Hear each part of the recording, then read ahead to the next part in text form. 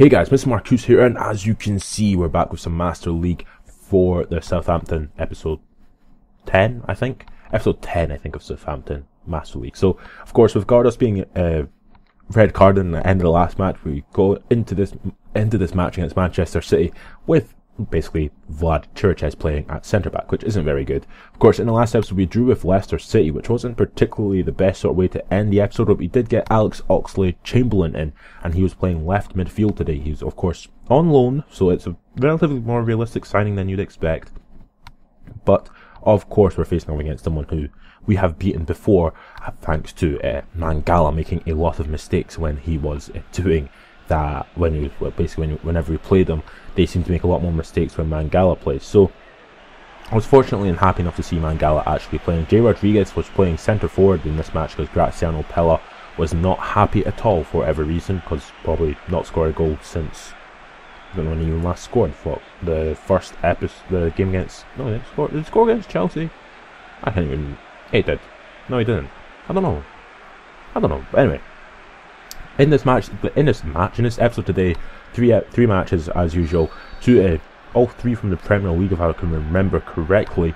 One against Manchester City, one against, I have no clue who the rest of them are against, but it doesn't really matter because this game took, for some reason, some games always take quite a lot of time when I kick off, sort of like as if I'm like amping myself up for the pressure. But in the 7th minute of the match here, Vlad Churches sort of gets caught out at the back. Aguero gets the ball and eventually just pops it past Fraser Forster to take the lead in this game. And I was really pissed off here. Of course, as you can see, Manchester City's kit is not perfect. I fixed that, but of course it's going to be quite a while since we end up seeing them again, probably the next season.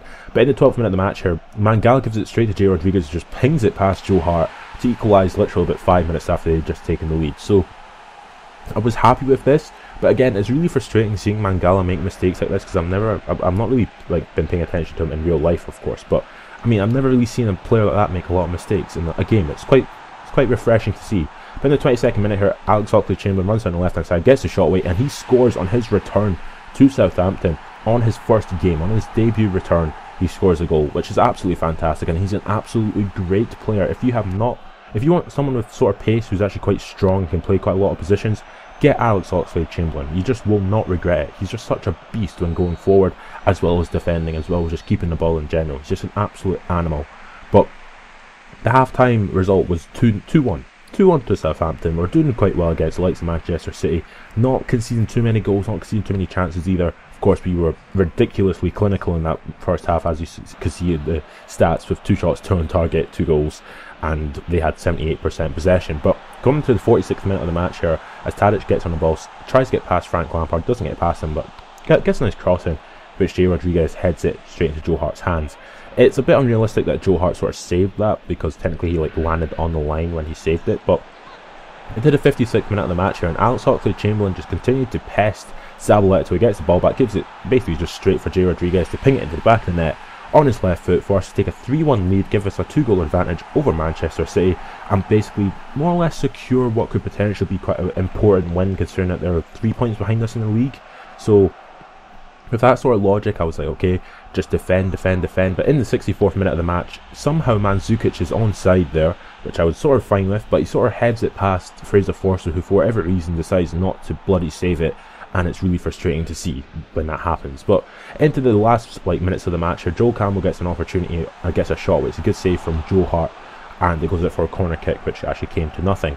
But in the last minutes of the match here, Joel Campbell again trying to do his best to stop James Milner getting forward, Mandzukic as well. Eventually they keep passing it back, Mangala eventually gets it back, he passes it forward, doesn't really get anywhere again, doing some relatively decent defending, and unfortunately for me, as everyone is making runs forward and backwards and all sorts of stuff, the referee blows the whistle and we get a 3-2 win. Now, I was really happy with this because of course a 3-2 win is perfect for a game against the likes of Manchester City, but look at that, they completely dominated us. Shots on target, they didn't do as well as they could possibly have done, but J. Rodriguez got man of the match and Joel Campbell and Rosicky got, well, they'd come on and not really done much. But as we see here, this is the last day of the transfer window, and I had actually bought Cesar Azpilicueta. Now I had actually outright bought him instead of getting him on loan, and the only reason I bought him was because he was available. That was one thing, and he's quite a good left back, and also he's quite good right, but he could play right back quite adequately as well.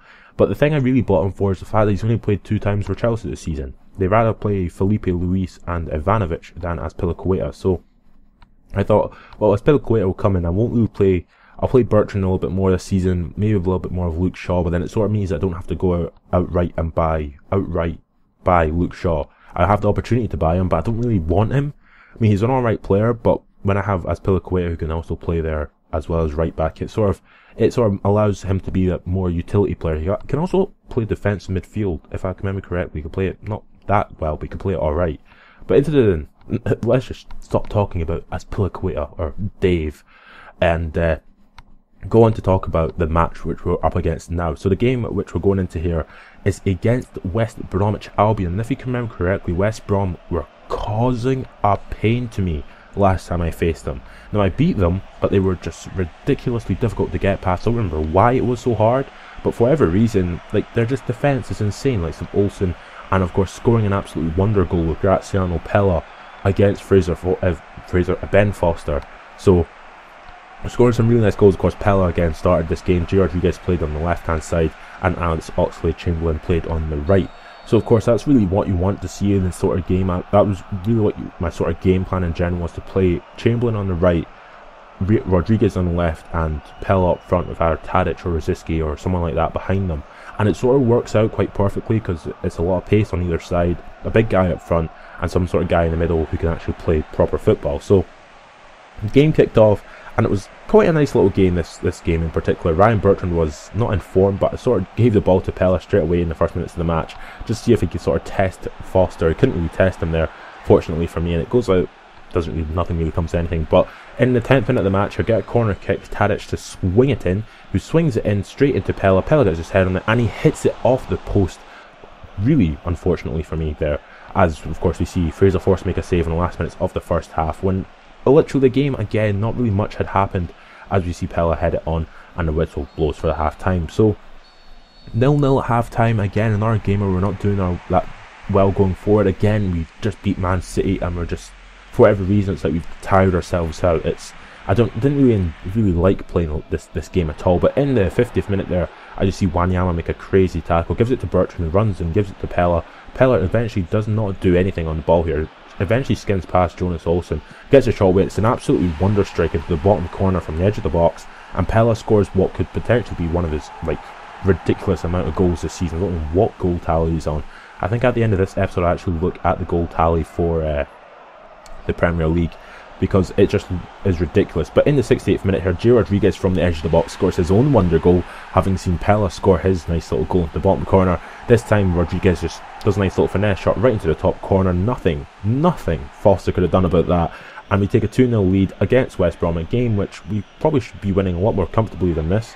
But Azpilicueta would also come on as well for his debut, as we sort of see us going forward in the last minutes of the match, with Schneiderlin on the ball, giving it to Graziano Pella, trying to get past Kamlenko, eventually give the ball to J. Rodriguez, and it goes out of play, because that's how the game always is. Whenever you play through balls with tired players, they always usually, for whatever reason, don't catch up with the ball. It's really weird. But as we see here, Azpilicueta, Schneiderlin walking off after a 2-0 win against what was a relatively difficult game as well. As you see there, we had 8 shots, 7 on target, and Toby Alderweireld was man of the match. Again, whenever, I've said this several times before, but whenever you win a match and your centre back is your man of the match, then you know something is going on. So of course Graziano Pella, for whatever reason, was not happy in this game. So in this game against Swansea City, he was not in form, so I decided to play J. Rodriguez up front, Joel Campbell on the right hand side, or I do something. I either leave it left like that. Joel Campbell staying on the left hand side, Alex Oxlade-Chamberlain on the right, and J. Rodriguez up front. Now this game against Swansea City is an interesting game, because something happens right at the beginning of the match. It's a little bit like the game against Burnley, if you can remember what happened in the game against Burnley right in the first seconds of the match. Basically the same thing happens in this match, so it's really weird, and I don't know why it happened. But Tremmel was in goal for Swansea City rather than Fabianski, which was a bit weird, because I think Fabianski actually moved on in the January transfer window. I don't remember where he went, but as I was saying, in the first minutes of the match, I get the ball back here with Klein after he sort of gets the ball back eventually, and then Taylor goes in flying from behind, and the referee gives him a straight red card. Now I was really pissed off here, because I wanted a good game against Swansea, but of course, I don't know how that's a red card, if I'm being perfectly honest. I mean, I know it's a scissor tackle and all that sort of stuff, but a red card, really? But in the literally 10 minutes, like in the 10th minute of the match, gets a nice shot away, gets another shot away there, and Tremel was making some wonder saves in this match, by the way, like some absolute crazy wonder saves. But as we see here, in the 33rd minute of the match, there's nothing he could have done here to stop me scoring a goal. So Alex Oxlade-Chamberlain gets the ball back, gives the ball to Jay Rodriguez, who just sweats it across for Joel Campbell to pop it into the back of the net. Nice little cutback, but I mean, it's not too much of a cutback considering that it's a pass, well, not backwards, it's a pass more like to the side.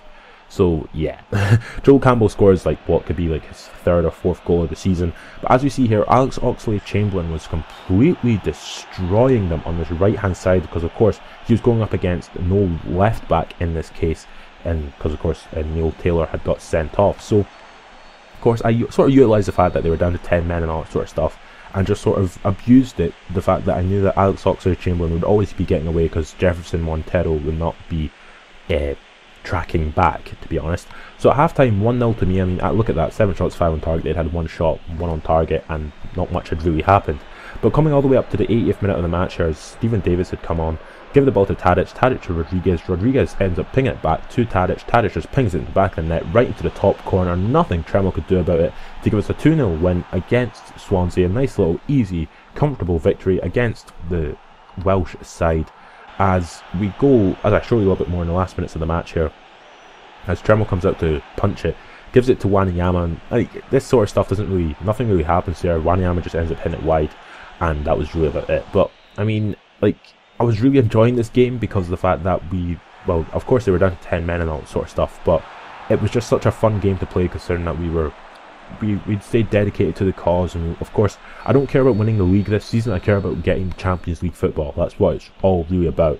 So of course, 2-0 win against Southampton. I show you the table, and I'm sure I show you the top of the league, no, the league stats, so of course you can see who's scored the most goals and whatnot.